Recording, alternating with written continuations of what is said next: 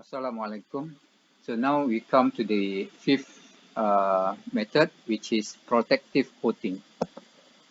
So coatings provide barrier between metal and environment. So you imagine this is the metal M. So the presence of water H2O. So will make this M dissolve or corrode to Mn plus. So in order to protect M, the metal, so you can also put a layer, a thin film of barrier, which is coating or film on the surface of metal.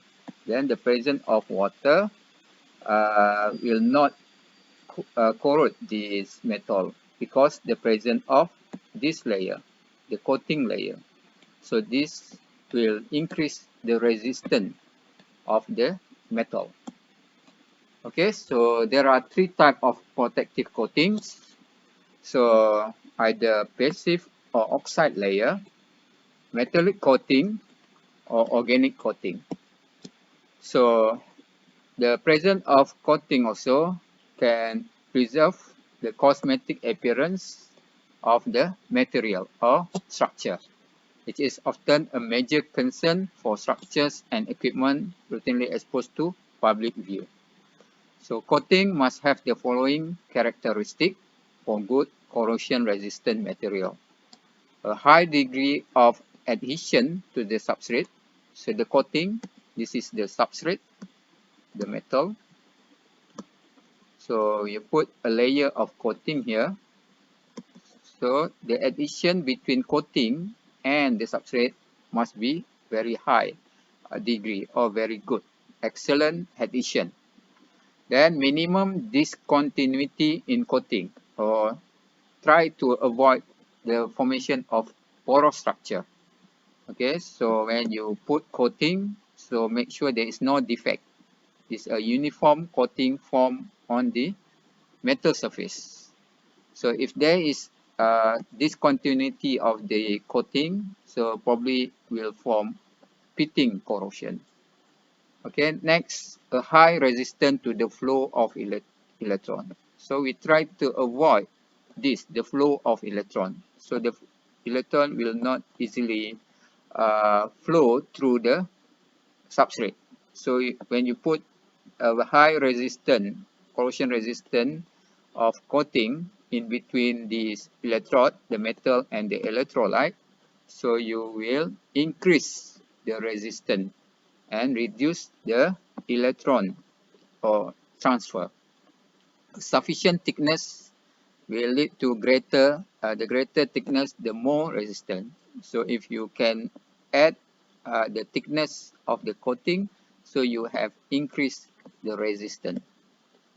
Okay, the resistance means current or electron or current will reduce. Okay, a low diffusion rate for ions such as chloride or water.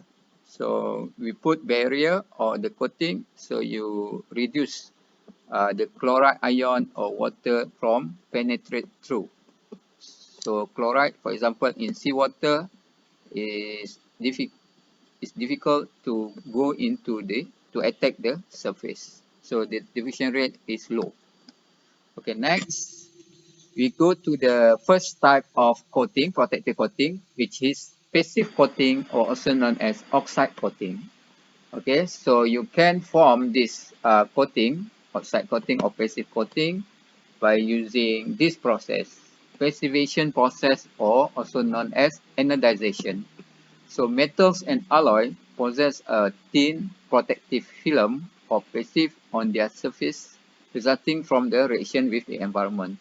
So some metals or alloy can form spontaneously when react with the environment, can form oxide layer. For example, aluminium. So when react with environment, it can form alumina, oxide, aluminium oxide. The formation of very thin protective film on the metal surface will enhance the resistance to corrosion attack. So the formation of this oxide layer on the surface of the metal will enhance the corrosion resistance of that metal. Some metal okay, will spontaneously passivate in water. Okay, some metals such as this, okay, so they have this behavior, and we call the active passive behavior. So all these we call them as active passive metal because they have the behavior of being active and then suddenly will become passive.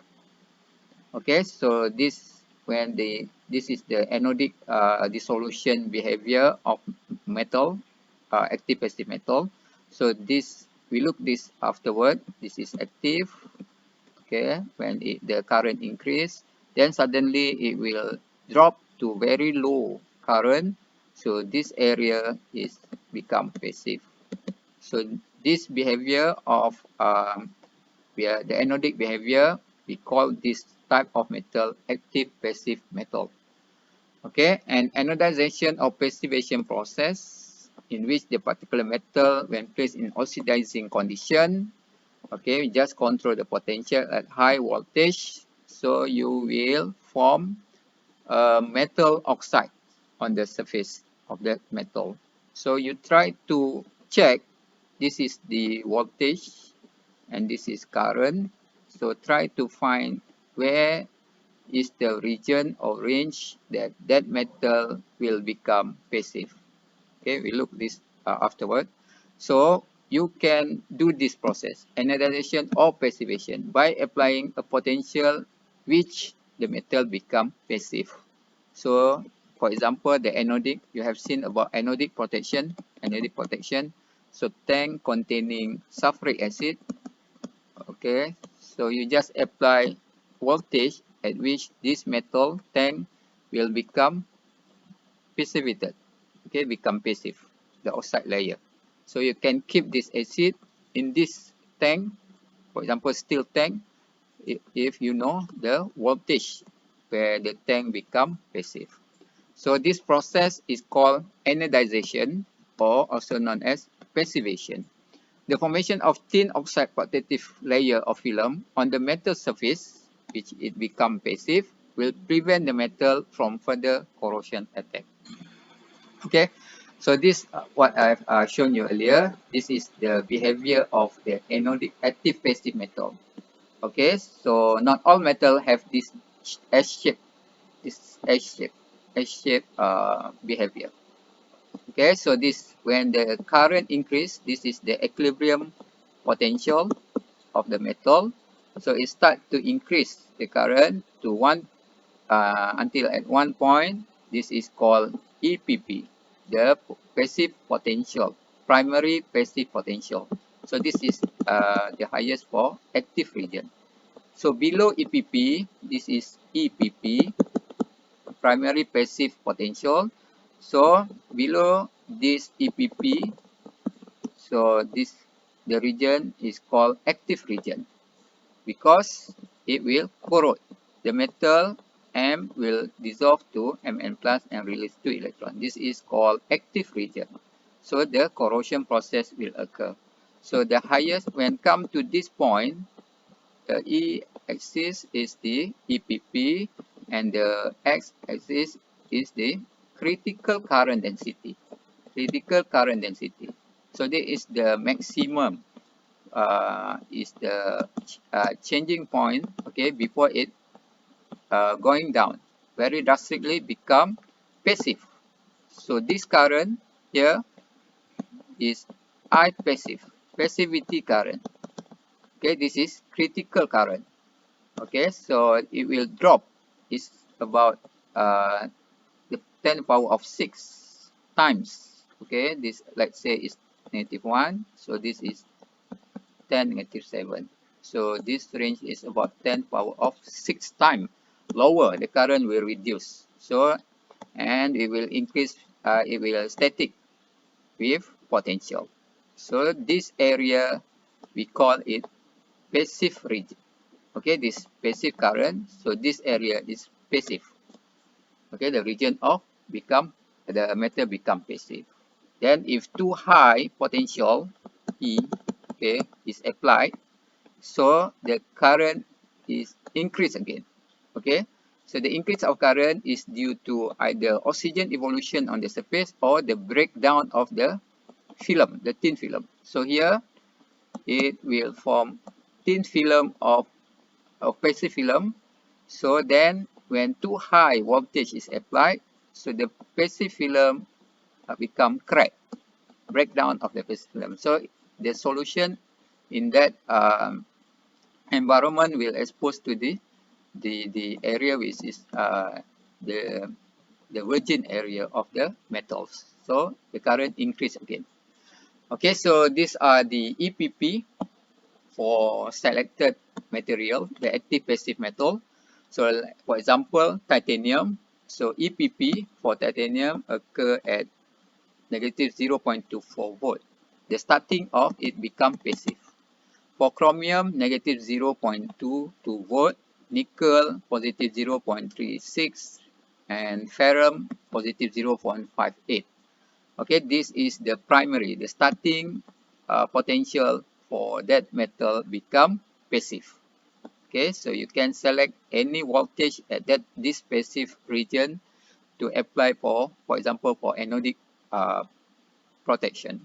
So one of the important characteristics of an active passive metal is the position of the anodic currency, okay, the I critical and the EPP. Okay, I hope you understand this the behavior of active passive metal, the S shape. Okay, it has active region, passive region, and transpassive. So this region transpassive because of the breakdown of the thin film, the passive film. Okay, so this will explain in details about the active passive metal. So what is active region? This is low potential, lower below EPP. So the metal will corrode actively. Okay, the corrosion rate is high. Okay, then above EPP, we can find this region. We call it passive region. Okay, so it means that the formation of passive film, a stable passive film, and the corrosion rate falls to very low values because of the current become lower than in active region. So it's about 10 power of 6 times. So only some selected metals have this behavior, active passive behavior. Next, the next region, the top region is the transpassive region. So corrosion rate increase again, okay, with increasing potential due to the destruction of the passive film at very high positive potential. Okay, let's have a look at this, the effect of acid concentration, okay, is plus, and also the temperature on the passivity region. Okay, this is the passivity. You look at this S-shaped diagram with increasing of temperature and hydrogen plus ion.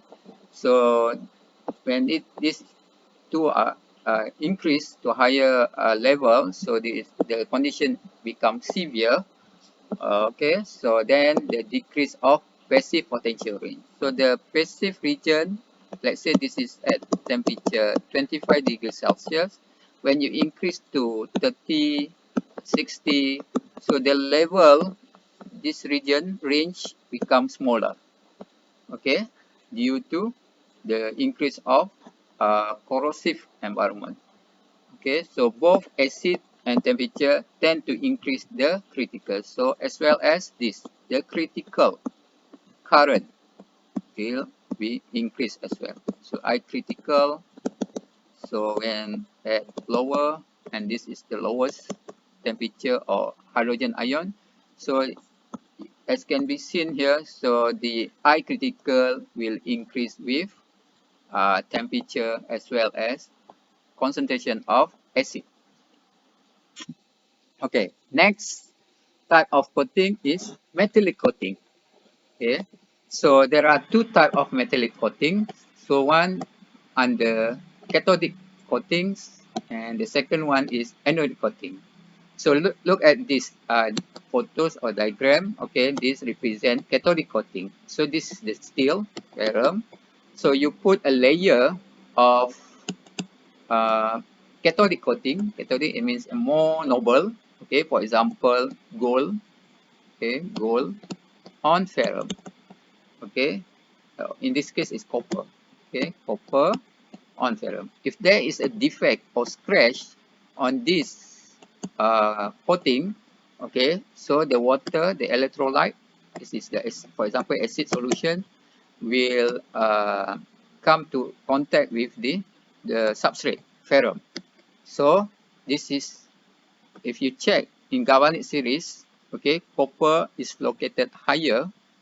Okay, copper is 0.34 volt and ferrum is negative 0.44. So lower in the series will become anode.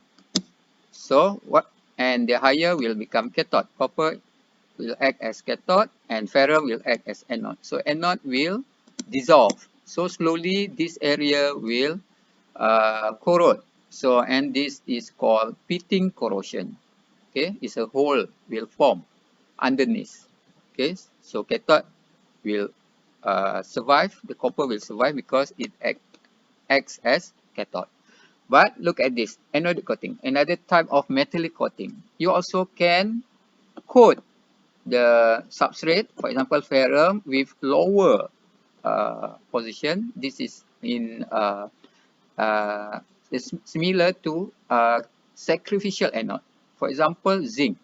You can coat zinc or stanium. In this case, is zinc and ferrum. So this is ferrum. You coat on top of ferrum with zinc. Okay, so ferrum is negative 0.44 volt and zinc is negative 0.76 volt. So based on these values, okay, zinc is located lower than ferrum. So when it is lower, so zinc will act as anode. Okay, then ferrum will act as cathode. So that's why the top layer, the coating is called anodic coating because zinc is the anode. Okay, when this happens, when there is a scratch or defect, okay, so ferrum will act as cathode. Okay, there is nothing happen to ferrum, only the reduction of environment on the surface. Okay, so what will happen? The zinc will dissolve slowly, okay, to zinc 2 plus. So zinc will sacrifice to ferrum. So that's the substrate is will be okay throughout the, as long as zinc present on its surface. So I hope you can differentiate between these two types. One is more noble, coated on the substrate, ferrum. So this one is less noble or more reactive substance or metals coated on ferrum. Okay. So this thin coating of metallic material can provide a satisfactory barrier between metal and the environment. So metallic coating can be applied by several methods, for example, electrodeposition here. Okay, so this electrodeposition. So this is the metal to be coated with the, for example, this is gold, Au3 plus. So we'll reduce on the surface of ferrum. For example, this is ferrum. So gold plating. Okay, so the flame spraying, hot dipping, okay, cladding, chemical vapor deposition. This is, for example, the chemical vapor. So, for example, here gold is substance of gold, the source. Okay, so you when you start this process, so you will bombard on the substrate here. This is the substrate to be deposited. Okay, using chemical vapor deposition or sputtering process. So for electrodeposition, yeah, so also known as electroplating, okay, you can coat, for example, platinum on titanium. So we call the product is platinized titanium. So or also can coat gold on steel. Okay, so this is the cathodic coating because gold is more noble than the substrate steel. Okay, the last type of coating under protective coating is organic coating. It involves the formation of thin barrier between substrate, metals, and the environment. So again, a similar process. So this is the substrate, for example, steel. You coat with organic coating. For example, paint, varnish or lacquer. Okay, but disadvantage of organic coating, it cannot stand in very corrosive environment. Okay, it shouldn't be used in this very aggressive or corrosive environment. In strong acid, for example, okay, it will dissolve. Paint coating is not suitable to coat tank which keeping an acid. Okay, so there are three main factors to have a good organic coating.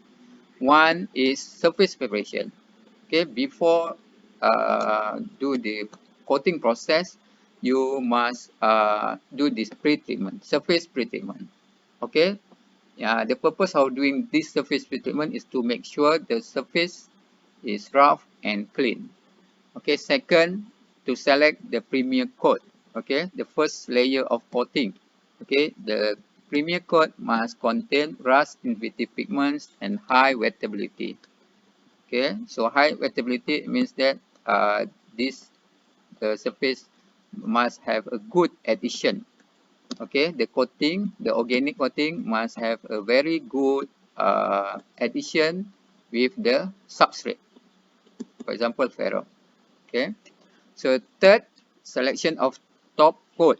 Okay, so it is the purpose of putting top coat for good appearance and also to enhance the corrosion protection properties. Okay, if the surface is not properly prepared, the paint may peel off due to poor bonding. Okay, the paint will blister or will peel off from the substrate. So poor paint performance is due to poor application and also surface preparation. So surface treatment, you can use a small object or structure. You can use emery paper or sandpaper. We call it hand cleaning. Okay, it can last for 2 to 3 years.